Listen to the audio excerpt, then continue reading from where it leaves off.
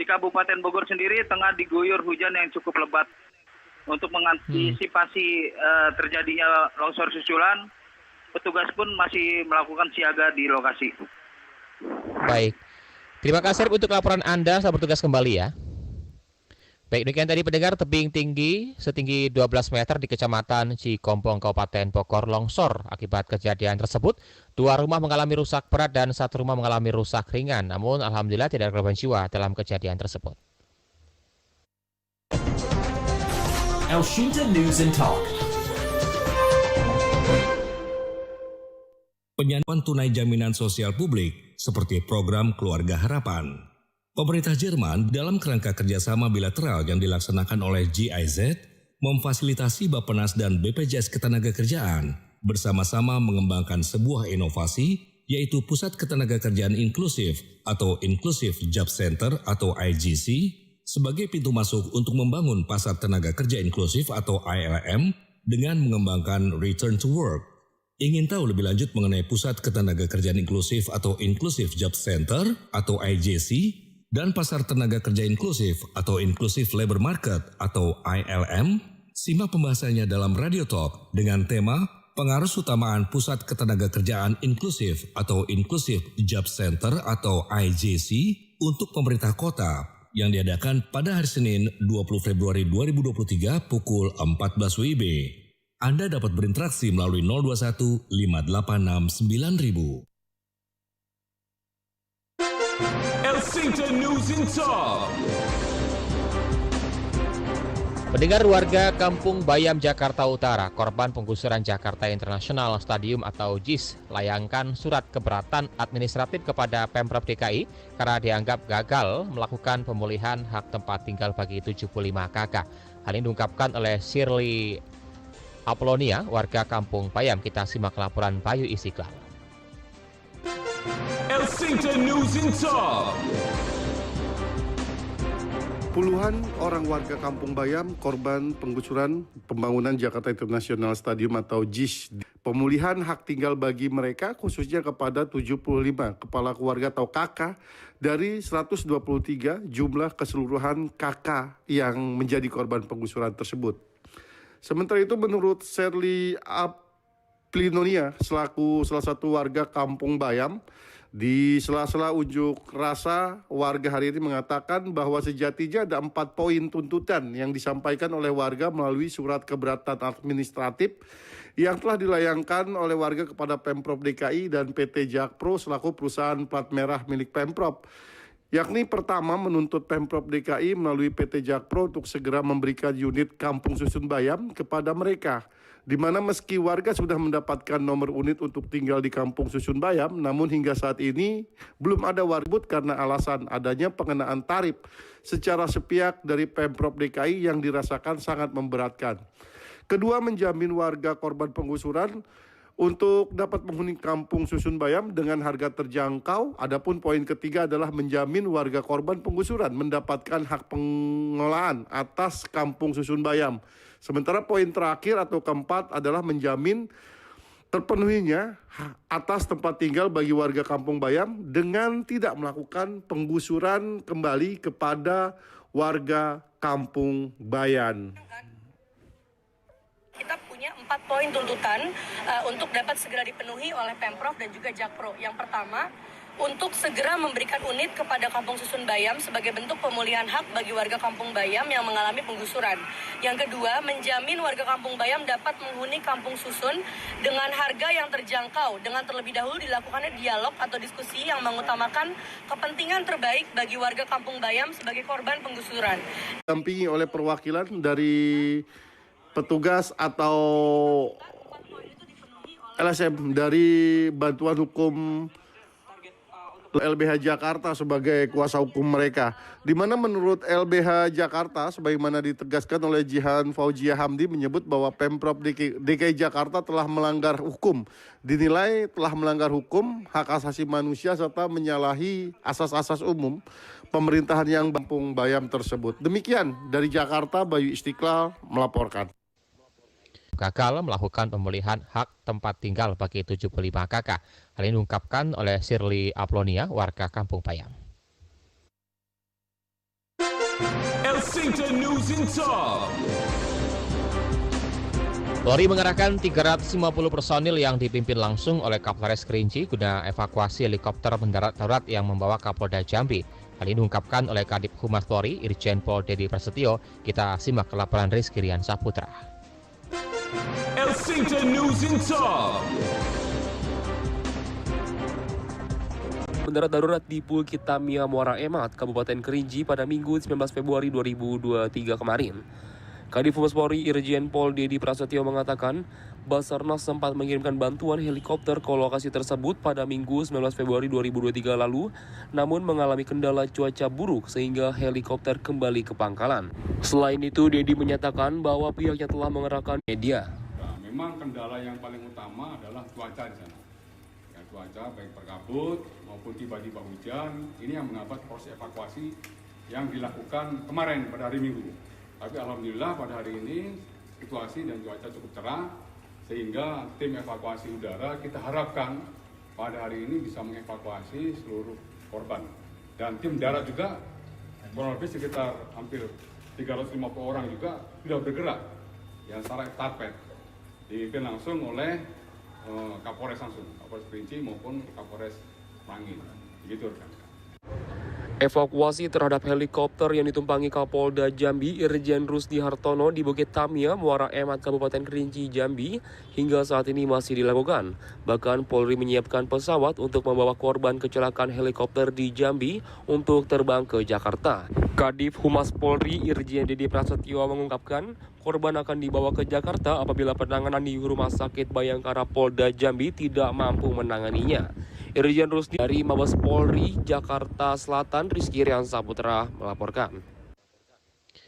Polri mengerahkan 350 personil yang dipimpin langsung oleh Kapolres Kerinci guna mengevakuasi helikopter mendarat darurat yang membawa Kapolda Jambi. Hal ini diungkapkan oleh Kadif Humas Polri Irjen Pol Dedi Prasetyo. El Sinta News and Talk. 23 tahun El Sinta News and Talk berkolaborasi untuk bangkit bersama. Halo, saya Matt Downing, saya wakil dubes di Kedutaan Inggris di Jakarta. Selamat ulang tahun kepada 2023 ini bersama El Sinta. 23 tahun El Sinta News and Talk berkolaborasi untuk bangkit bersama.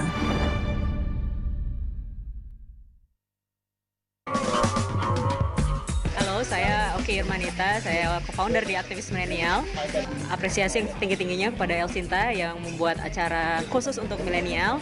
Ya, saya harap kedepannya acara ini semakin rutin diadakan, menggunakan tema-tema yang terfokus, juga menghadirkan narasumber yang inspiratif dan tentu saja ada perwakilan dari kaum muda. Good luck. Hai teman-teman, mau tahu gimana kita menghadapi tantangan ke depan? Nama saya Davinur Rahmani Maulianza. Visi generasi kini mengajarkan kita tentang tantangan yang dihadapi generasi milenial, di mana harus bisa beradaptasi dengan perubahan, harus bisa melihat peluang yang ada, apalagi di dunia kerja yang selalu dinamis dan berubah. Nah, benar. Visi generasi kini bisa jadi pilihan kita untuk dapetin berbagai insight. Kenapa? Karena ada banyak sharing yang keren banget. Halo, aku Agnia Banat dari Millennial Fest untuk visi generasi. Pada Jumat, pukul 15 sore, waktu Indonesia Barat.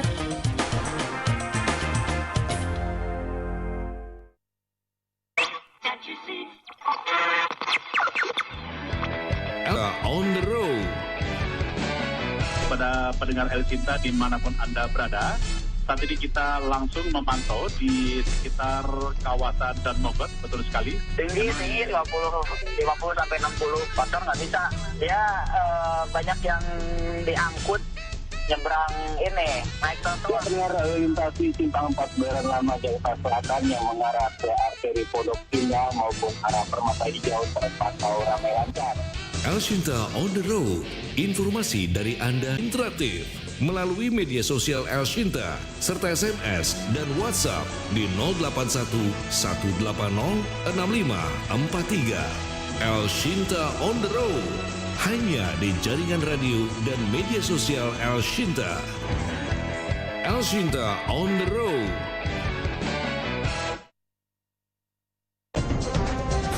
Elshinta News and Talk.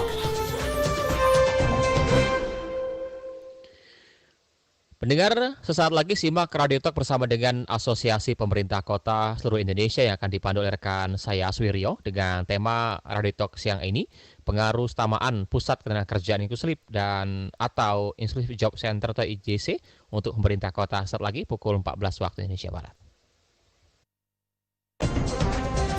Elshinta News and Talk.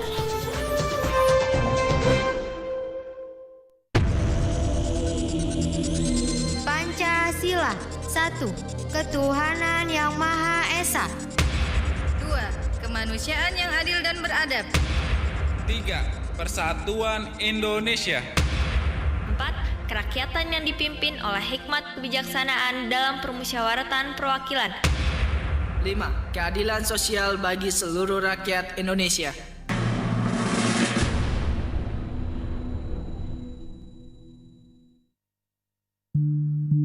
Pukul 14 waktu Indonesia Barat. Ragam bahasa daerah Indonesia. Assalamualaikum warahmatullahi wabarakatuh. Halo, sedulur Elshinta kabeh sing lagi nang ndi bae.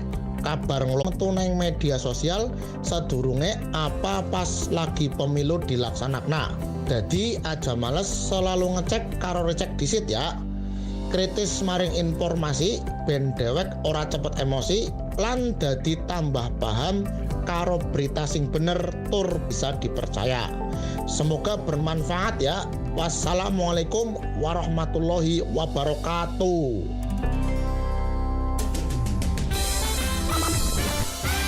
Elshinta News and Talk.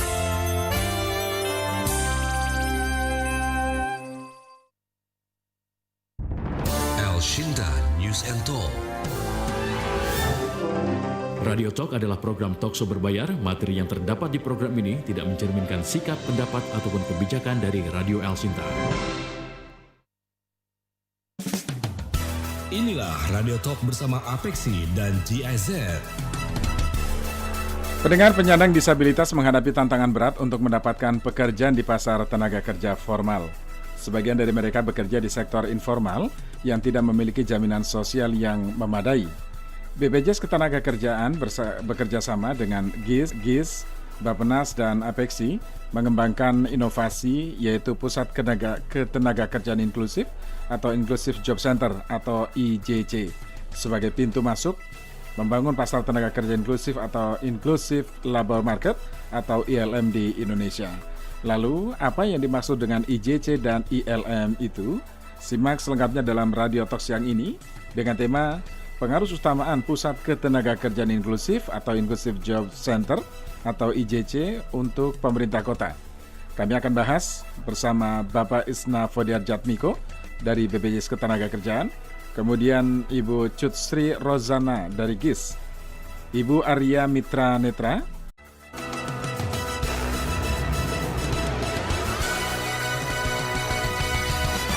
halo, selamat siang Bapak Ibu semua.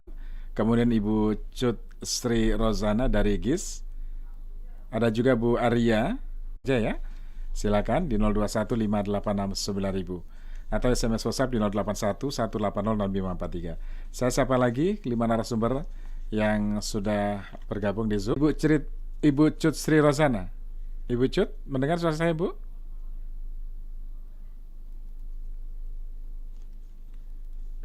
Ibu Arya? Baik, kita jeda sejenak sambil kami koordinasikan untuk audionya supaya bisa terdengar dengan jelas.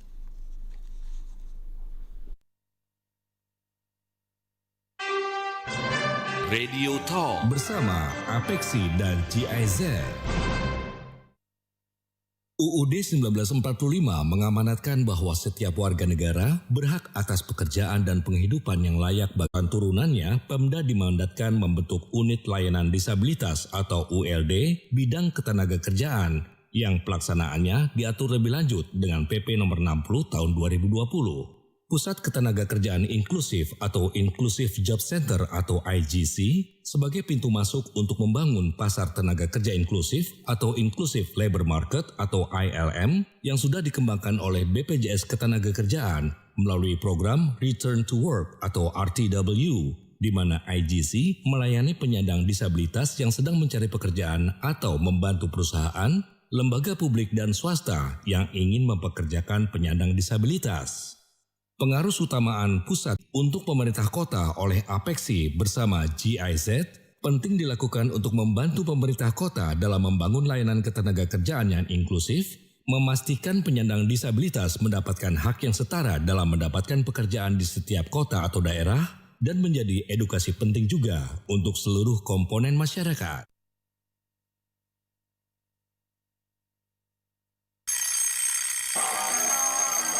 Jalan-jalan yuk! Jalan kemana sih? Jalan-jalan yuk! Assalamualaikum warahmatullahi wabarakatuh. Ketemu lagi bersama saya, Devi Maharani di Bumbu Dapur Elsinta TV. Peksi dan GIZ. Pendengar, apa yang dimaksud dengan IJC dan ILM? Kami segera bahas bersama Pak Isna Fod dan Pak Wahdi Sirajudin, Wali Kota Metro. Saya sapa narasumber kita. Halo, selamat siang semuanya Bapak Ibu. Selamat siang. Selamat siang. Selamat siang Bapak Ibu, sehat selalu ya. Terima kasih. Alhamdulillah baik. Pertanyaan pertama saya ke Bu Cut Sri Rozana ya. Oke, Ibu mungkin bisa diceritai ya Bu, apa latar belakang GIS SPP memfasilitasi pengembangan inklusif Job Center atau IJC dan Inclusive Labor Market, Bu? Terima kasih, selamat sore Bapak Ibu sekalian. Pertanyaan yang sangat menarik. Jadi Inclusive Job Center merupakan sebuah approach yang dilakukan oleh pemerintah Jerman bekerja sama dengan pemerintah Indonesia, diimplementasikan oleh GIZ. Jadi GIZ bertindak atas nama pemerintah Jerman bersama-sama dengan pemerintah Indonesia. Sejak tahun 2019 kita menggagas ide tentang bagaimana empowering, artinya memperkuat penyandang disabilitas agar mampu masuk ke pasar kerja, di mana pasar kerjanya adalah pasar kerja yang inklusif, artinya pasar kerja yang memberikan kesempatan yang sama kepada semua pihak untuk terlibat serta berperan aktif sesuai dengan kompetensi yang mereka miliki. Dasarnya sebenarnya sangat sederhana, karena sejak tahun 2010 GIZ sudah mendukung pemerintah Indonesia di dalam melakukan reformasi perlindungan sosial, di mana di dalam salah satu pilar reformasi perlindungan sosial diantaranya adalah memperkuat keikutsertaan seluruh penduduk di Indonesia di dalam perlindungan sosial, baik bentuknya jaminan sosial, misalnya seperti yang kita kenal saat ini, misalnya seperti JKN, maupun program jaminan sosial ketenagakerjaan yang dalam hal ini dikelola oleh BPJS Ketenagakerjaan. Nah, tentu ada jaminan sosial yang lain, misalnya dalam konteks bantuan sosial. Jadi agar kita tidak lupa bahwa jaminan sosial itu ada dua bentuknya, misalnya seperti bantuan sosial, misalnya seperti program Keluarga Harapan, dalam hal seleksi terhadap resiko yang mereka miliki karena siklus hidup. Nah, disabilitas ini kan bisa saja muncul juga karena persoalan siklus hidup. Jadi artinya kalau kita sudah tua, misalnya kayak saya nih, mau masuk ke angka 50, jadi nanti mungkin satu hari terpaksa harus menggunakan kacamata. Kita tidak pernah menyadari bahwa kacamata sebenarnya adalah salah satu bentuk sederhana dari yang namanya disabilitas. Nah, pada sisi yang lain, sejak tahun 2010, kita bersama-sama dengan pemerintah Indonesia juga sudah meletakkan fondasi dasar di dalam mendorong penyandang disabilitas agar bisa berperan lebih optimal. Kemudian tentu dengan lahirnya Undang-Undang Disabilitas nomor 8 tahun 2016, maka pintu bagi para penyandang disabilitas untuk berperan secara optimal sehingga mampu memberikan kontribusi yang optimal bagi pembangunan itu bisa dilakukan melalui pasar kerja yang inklusif. Mengapa pasar kerja menjadi penting? Karena kita melihat bahwa jumlah penyandang disabilitas di Indonesia semakin hari semakin meningkat. Kemudian pada sisi yang lain, penyandang disabilitas punya kompetensi yang jikalau dialokasikan atau disalurkan dengan proses yang kita sebut misalnya dengan reasonable accommodation. Jadi yang harus diingat disabilitas itu adalah sekali lagi yang pertama persoalan persepsi, kemudian yang kedua disabilitas itu artinya adalah sesuatu yang menghalangi seseorang untuk bisa berperan aktif dengan kompeten atasi, maka barrier ini yang menjadi penghalang jikalau diatasi misalnya bagi mereka yang netra, yang tadinya tidak bisa membaca apa yang tertulis di dalam komputer, tetapi dengan menggunakan screen reader misalnya, maka artinya mereka bisa membaca, mereka bisa bekerja sama seperti kita.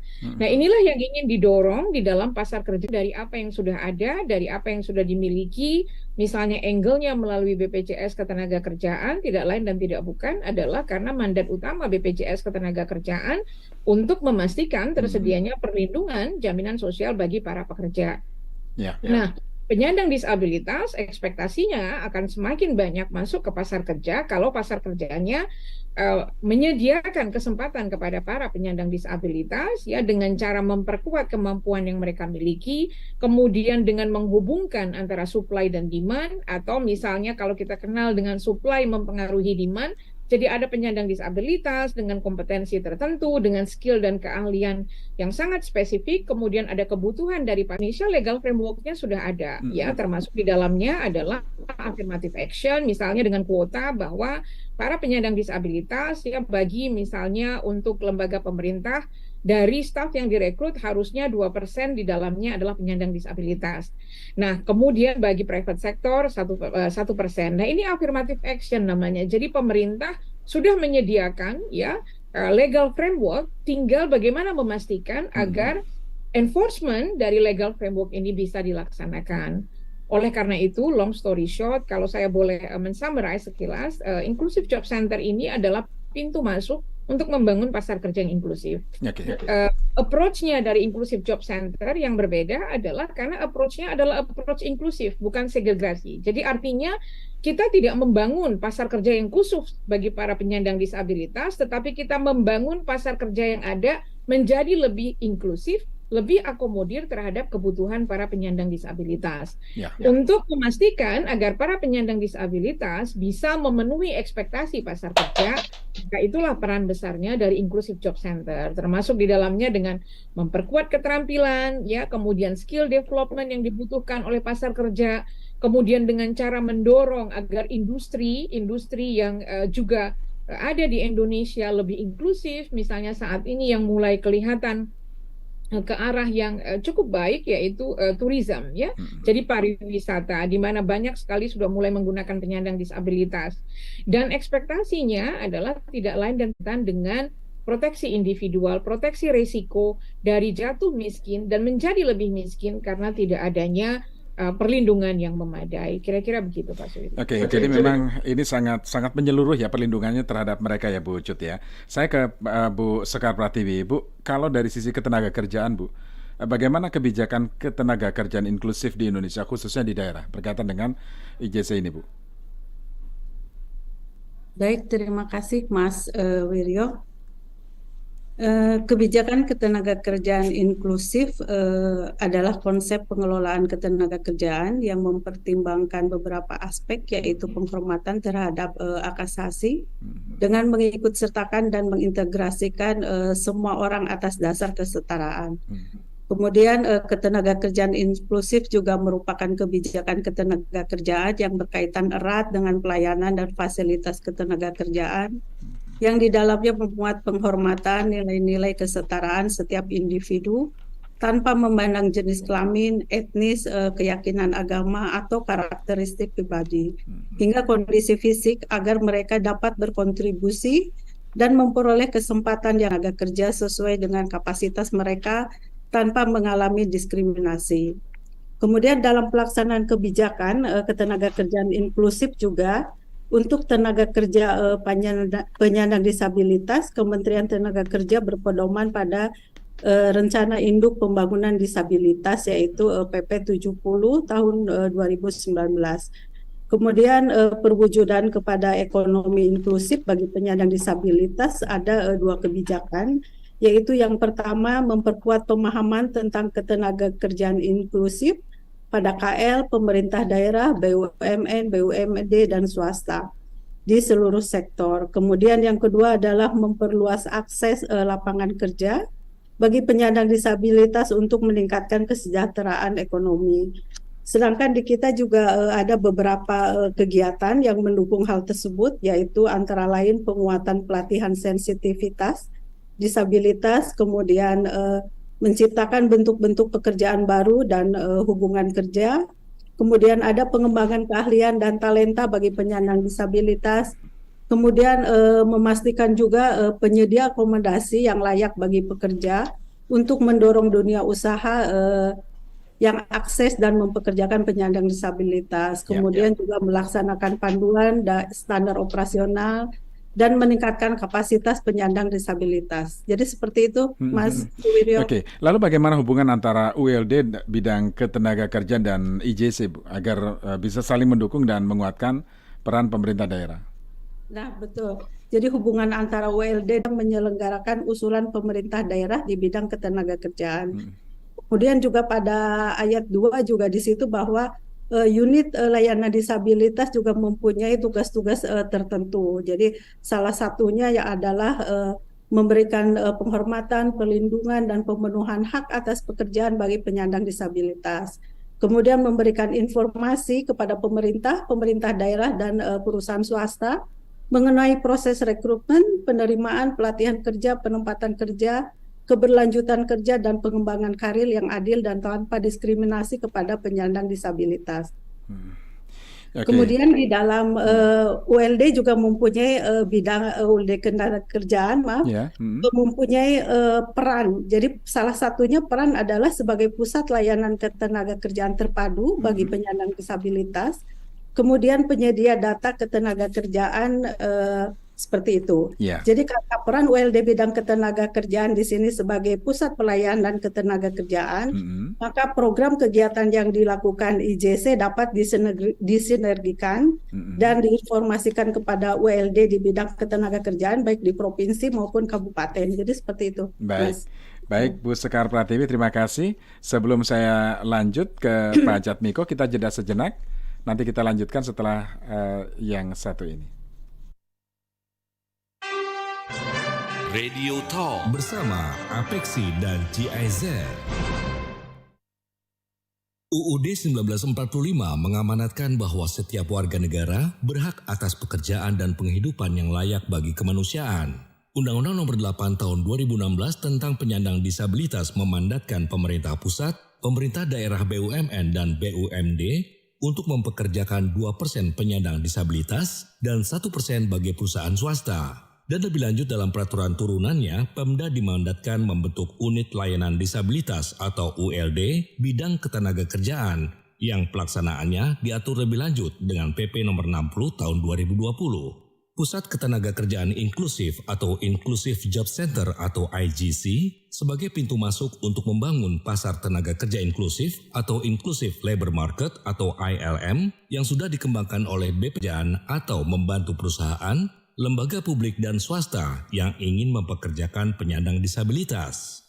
Pengarus utamaan Pusat Ketenaga Kerjaan Inklusif atau Inclusive Job Center atau IGC untuk pemerintah kota bukan untuk membantu pemerintah kota dalam membangun layanan ketenaga kerjaan yang inklusif, memastikan penyandang disabilitas mendapatkan haknya. Baik, Bapak Ibu, kita lanjut. Selanjutnya saya ke Pak Isnafodia Jatmiko dari BPJS Ketenagakerjaan. Pak Jatmiko, halo Pak. Selamat siang Mas Wiryo. Iya, selamat siang Pak Jatmiko. Pak, bagaimana rencana pengembangan program yang muncul ya 2018 Undang-Undang Disabilitas? Menurut kita milestone penting ya. Kami itu bersama-sama dengan GIZ dan Bappenas membangun program Return to Work. Return to Work itu sebetulnya memastikan semua pekerja yang menyandang disabilitas akibat kecelakaan kerja untuk mendapat fasilitas dari pemerintah, baik dari sisi perawatan, rehab mental, rehab fisik, pelatihan kerja sampai mereka mendapatkan kembali pekerjaan mereka. Jadi memandirikan pekerja Indonesia adalah satu hal yang secara sungguh-sungguh sedang diwujudkan oleh pemerintah Indonesia gitu. Nah, kami sudah menjalankan ini selama 7 tahun dan itu pembelajaran yang luar biasa ya. Ketika kami punya sekitar 1.000 orang mampu bekerja kembali meskipun mereka menyandang disabilitas akibat kecelakaan kerja. 70.000 perusahaan yang sudah berkomitmen untuk mempekerjakan pekerja Indonesia yang menyandang disabilitas gitu.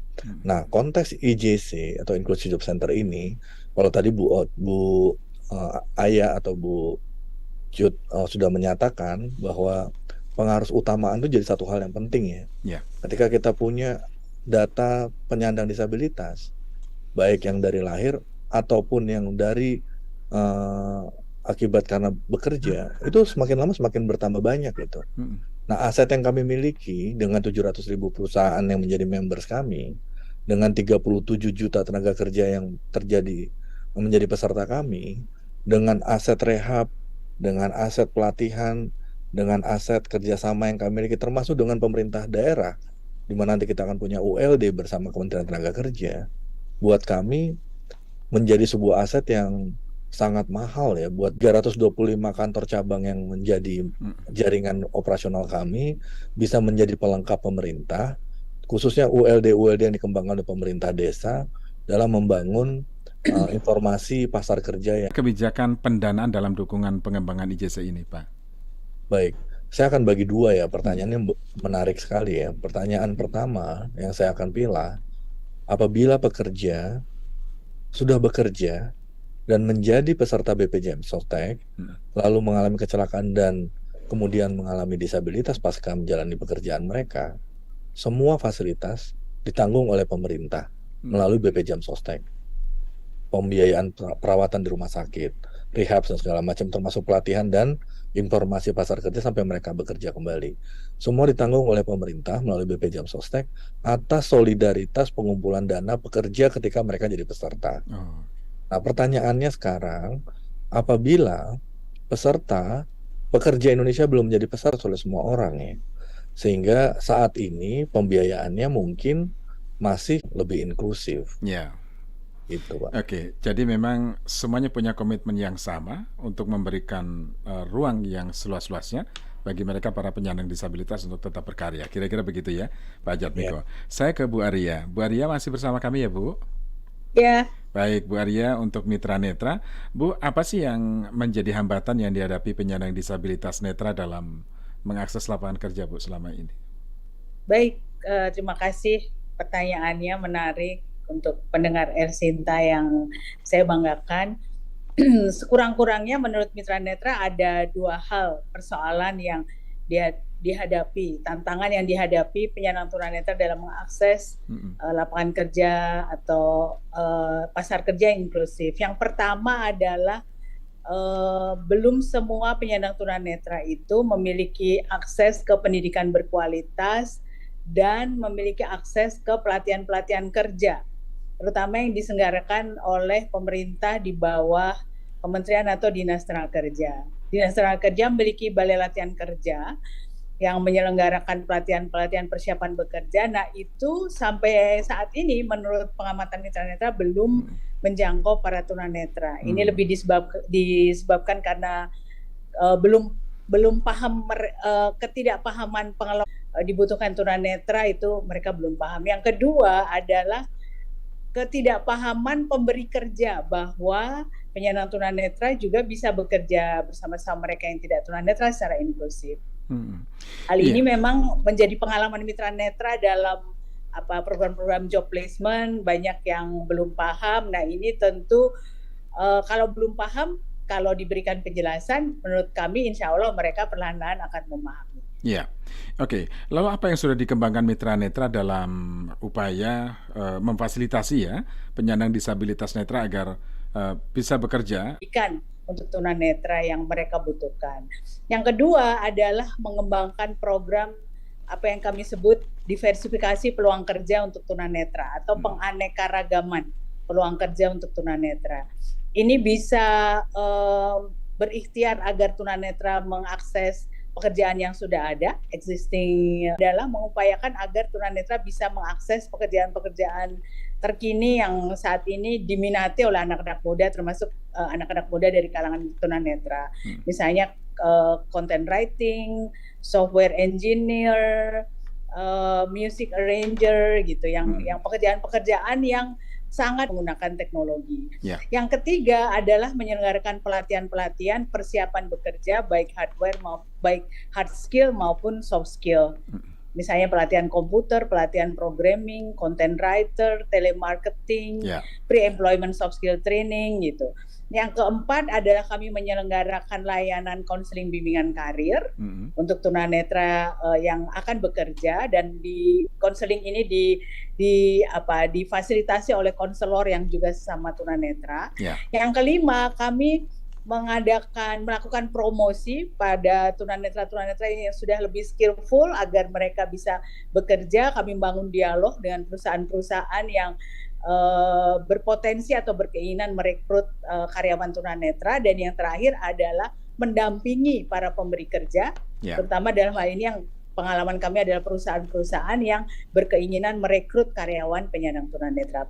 Pendampingan mulai dari pencarian kandidat, terus proses seleksi, hingga penempatan kerja serta pengembangan karir. Oke, baik. Saya ke Pak Wahid Sirajuddin, Dr. Haji Wahid Wahdi Sirajuddin SPOGK, Ketua Pokja menuju Kota Inklusif Apeksi yang juga Wali Kota Metro. Pak Wahid bersama kami ya Pak ya. Bagaimana kebijakan ketenagakerjaan inklusif Kota Metro Pak? Apakah sudah memiliki unit layanan disabilitas bidang ketenagakerjaan? Terima kasih Pak Wiro. Assalamualaikum warahmatullahi wabarakatuh. Waalaikumsalam warahmatullahi wabarakatuh. Saya senang sekali tentunya berbicara di depan orang-orang yang peduli dengan saudara-saudari disabilitas. Jadi saya kira pemerintah Kota Metro juga berkomitmen untuk mewujudkan Kota Metro sebagai kota inklusif. Nah, ini tentu diperkuat dengan adanya peraturan daerah. Kita sudah mempunyai peraturan daerah Kota Metro nomor 13 tahun 2016 tentang perlindungan dan pemenuhan hak-hak penyandang disabilitas. Tentu ini sejalan juga dengan Undang-Undang nomor 8 tahun 2016, yaitu bagaimana partisipatif penuh, no one left behind, itu menjadi semua harus terlibat dalam proses pembangunan tentunya. Hanya tentu apa yang disampaikan termasuk tadi oleh Bu Aya, kemudian Bu Sekar, kemudian Pak Jatmiku, Arya, memang harus kolaborasi dalam hal partisipasi penuhnya, kemudian ketersediaan layanannya, kemudian aksesibilitas, dan tentu juga masyarakat, pemerintah harus melihat sikap inklusif tersebut. Kemudian untuk menindaki hal tersebut tentu, dan ini dibicarakan betul-betul dengan sebaik-baiknya sehingga kita bisa mendata. Karena kita tahu bahwa disabilitas itu banyak sekali ya, disabilitas yang terjadi kena kongenital atau yang didapat. Kemudian dalam upaya melaksanakan Undang-Undang nomor 8 pasal 55 ayat 4 tentang penyandang disabilitas dan kita sudah lakukan itu. Tapi tentu juga masih banyak di sana sini kekurangan kita. Saya langsung melihat itu dan saya ingin tentu bahwa kita bersama-sama memikirkan hal ini. Yang lainnya adalah wujud komitmen tersebut tentu adalah wujud kesungguhan kita ya dalam menghormati, memberi perlindungan dan pemenuhan hak ketenagakerjaan.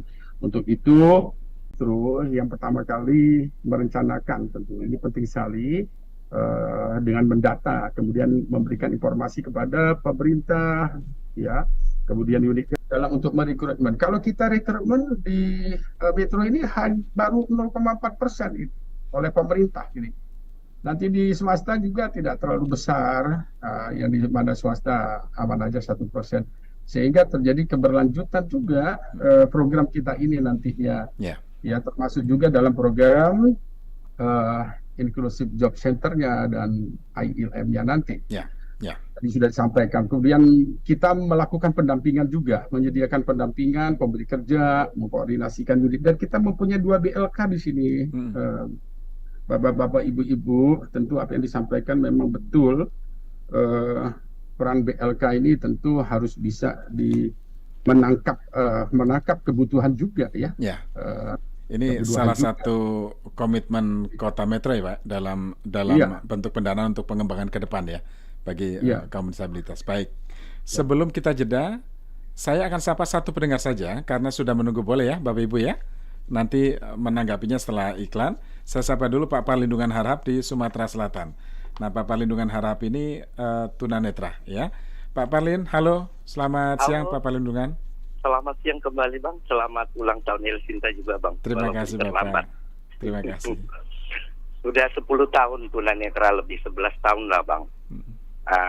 Saya sih sangat berharap jangan sampai gimana ya, kami kan seorang tunanetra nggak mengharapkan kami sebagai tunanetra ya, ini karena Allah Subhanahu Wa Taala semuanya.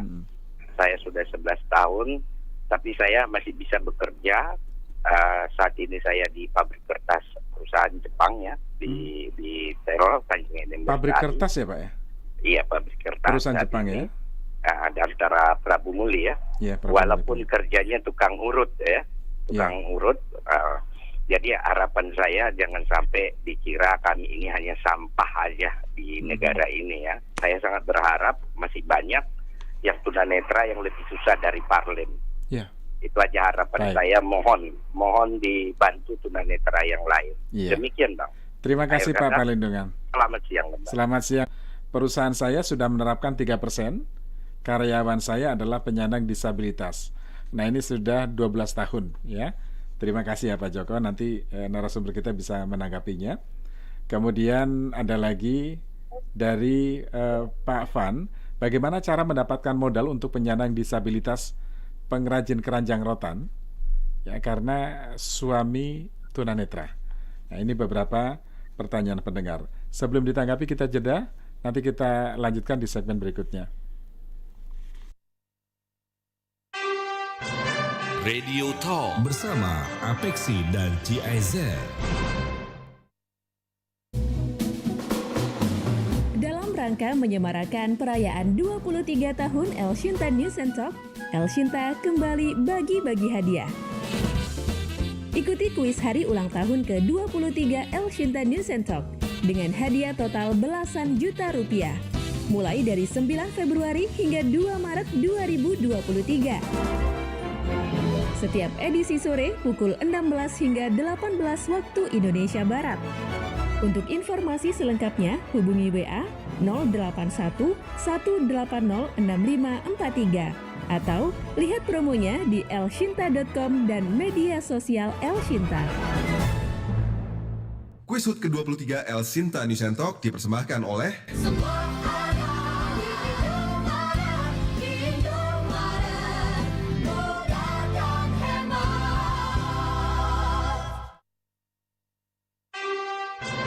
Radio Talk bersama Apexi dan GIZ.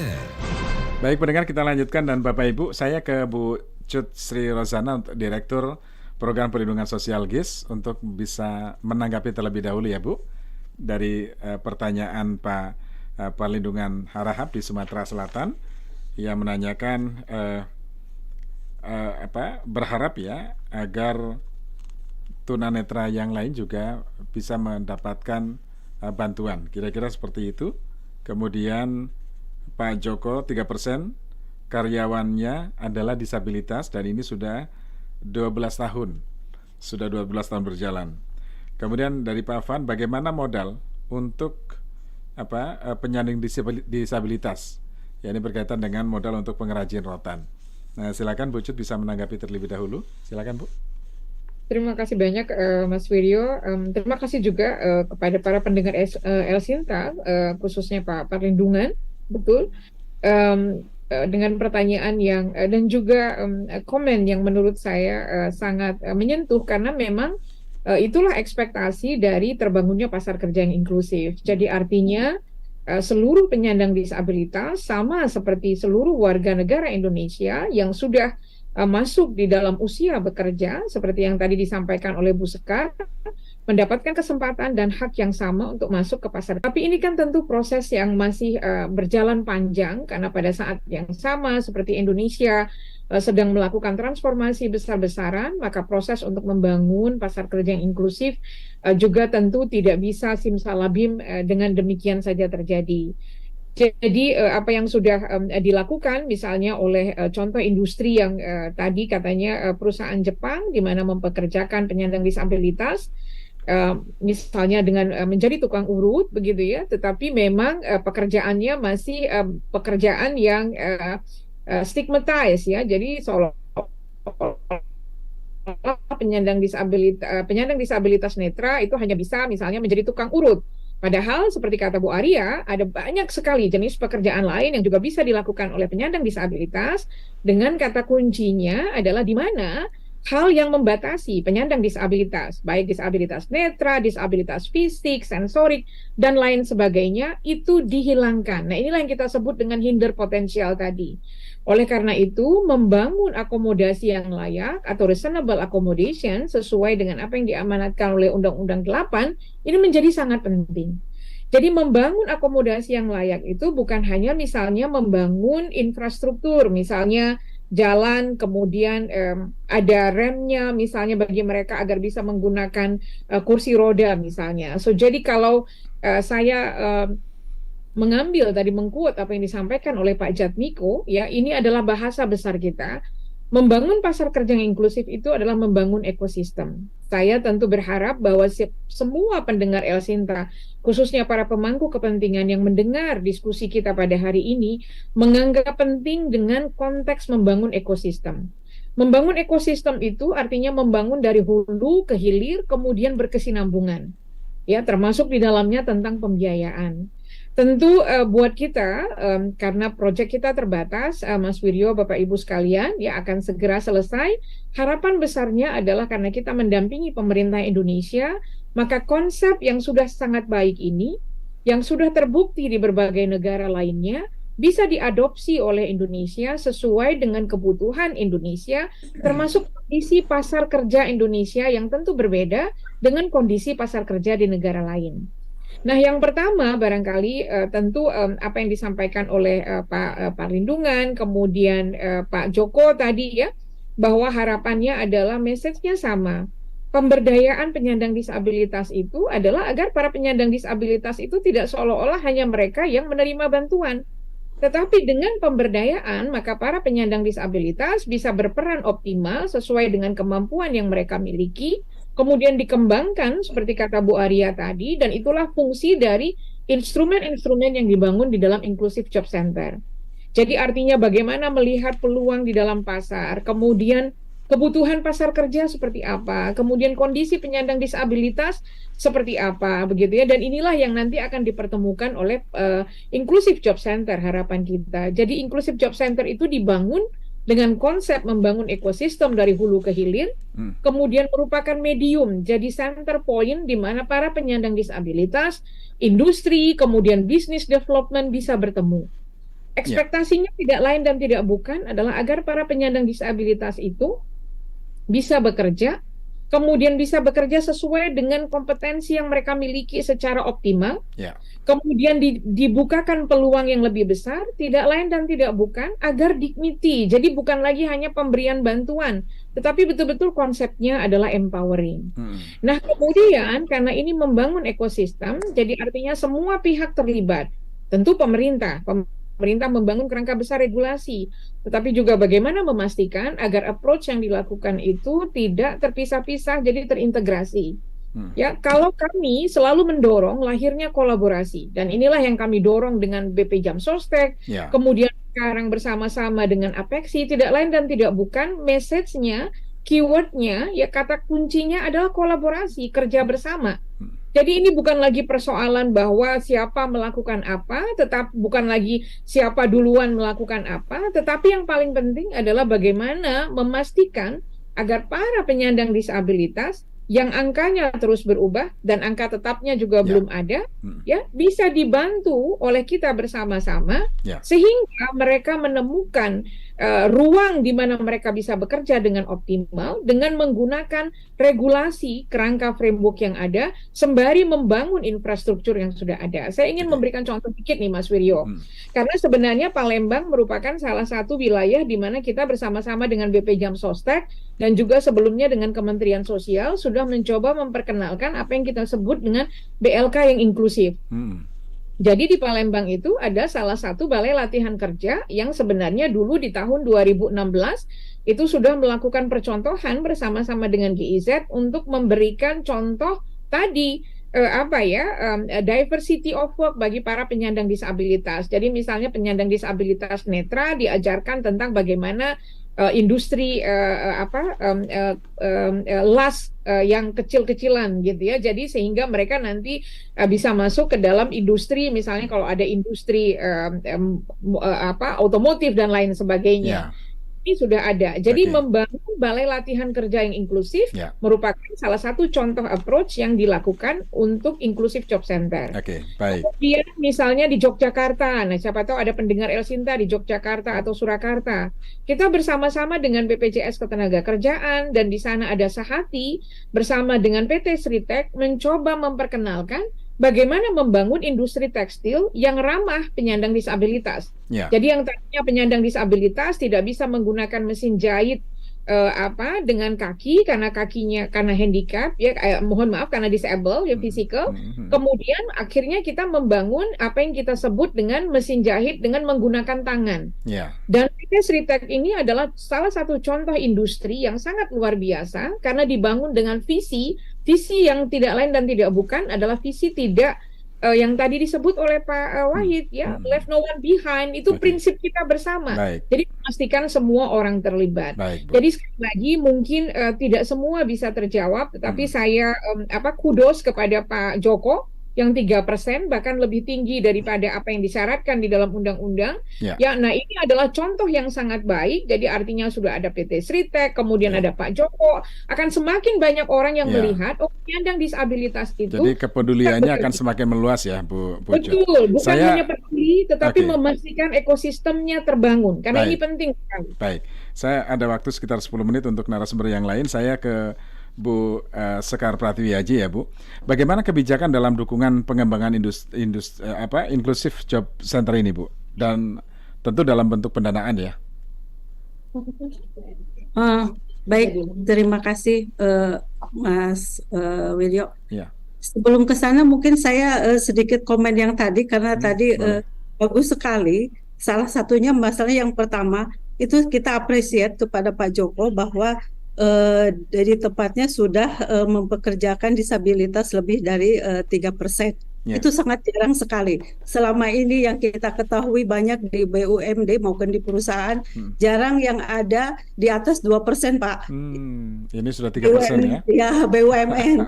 Kemudian perusahaan juga jarang yang lebih dari 1%. Nah, mungkin ini nanti kita minta informasi untuk ke Pak Joko di perusahaan apa sehingga kami bisa mendata dan berkunjung. Karena di kami itu Pak ada program untuk memberikan penghargaan baik kepada BUMN dan perusahaan yang mempekerjakan penyandang disabilitas yang lebih dari 2%. Itu untuk BUMN dan 1% untuk perusahaan.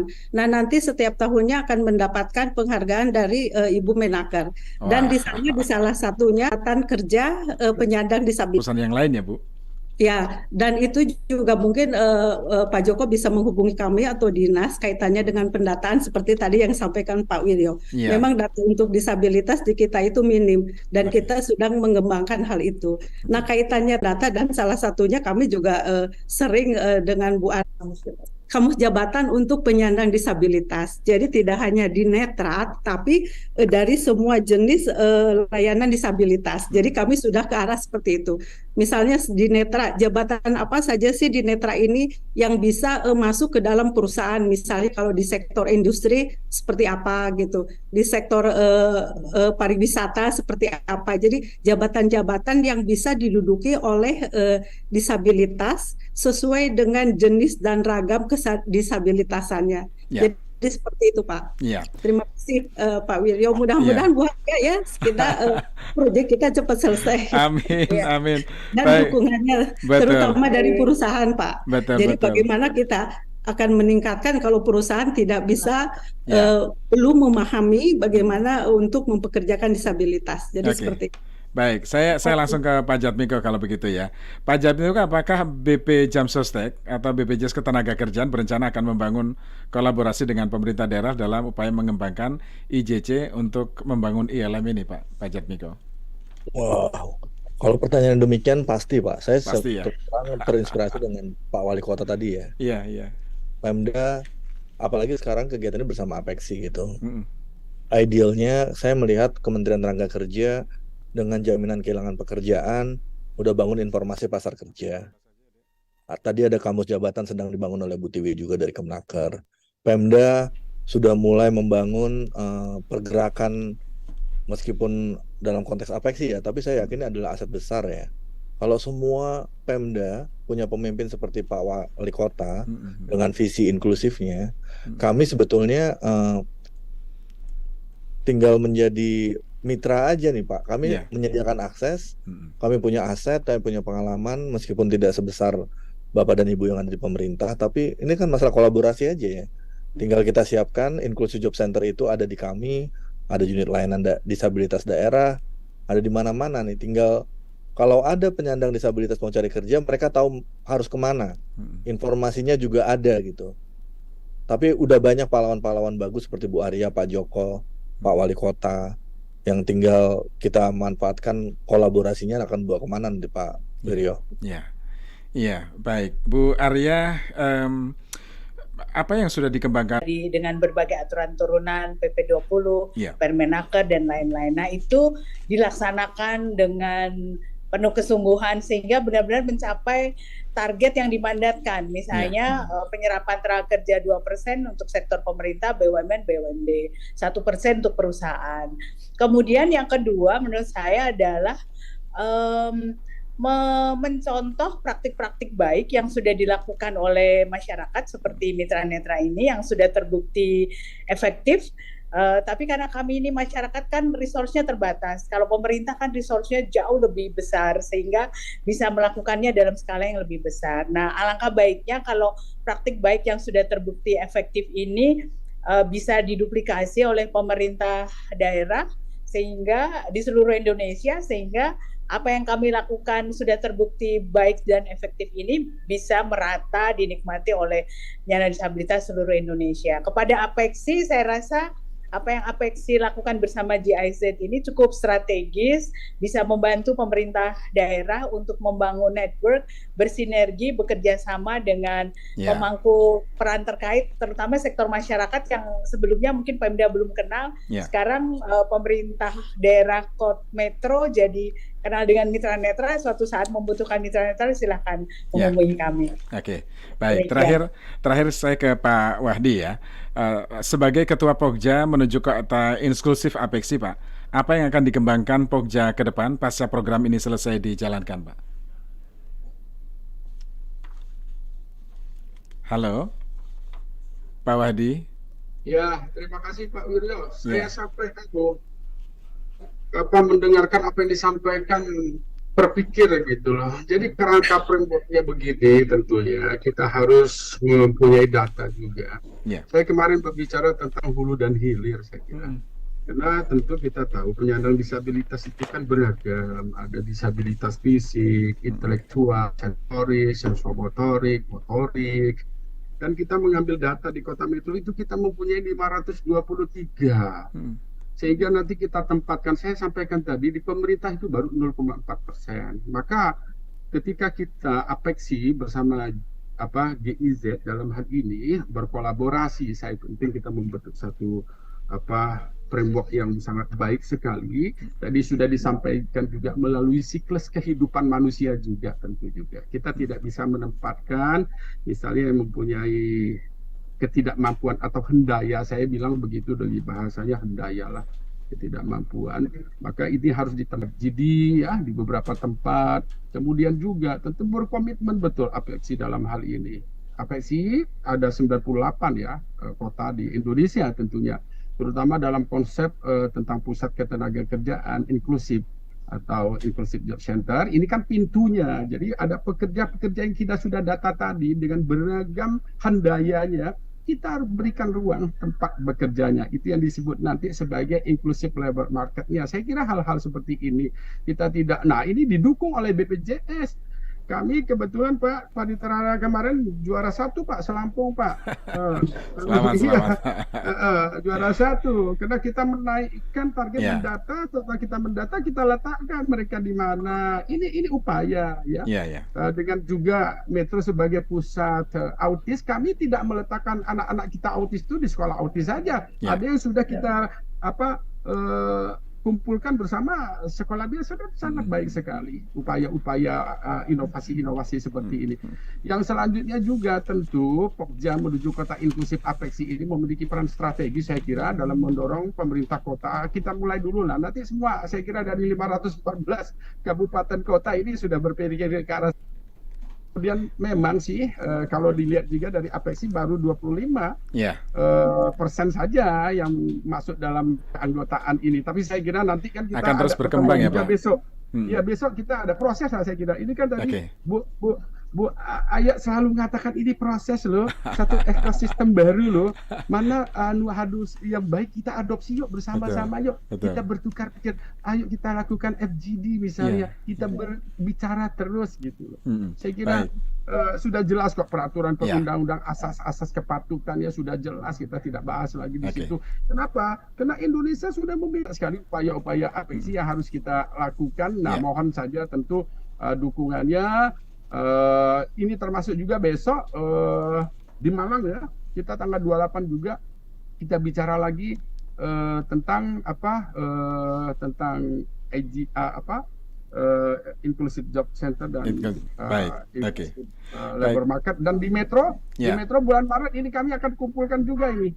Kita akan bicara kumpul bersama ya tentang mendesain bagaimana sih penyandang disabilitas menurut siklus kehidupannya. Saya kira itu dulu. Baik Pak Wahdi, semoga sukses untuk acara seperti ini dan banyak manfaat yang bisa didapatkan oleh mereka para penyandang disabilitas dalam memperoleh pekerjaan yang layak.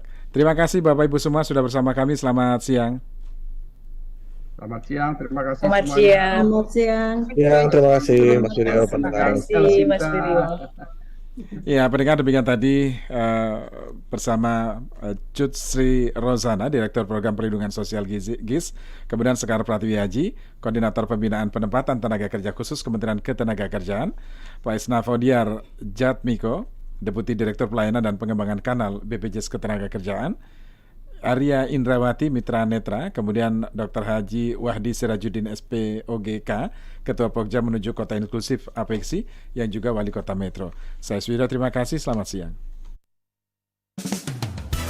Demikian tadi Radio Talk bersama Apeksi dan GIZ.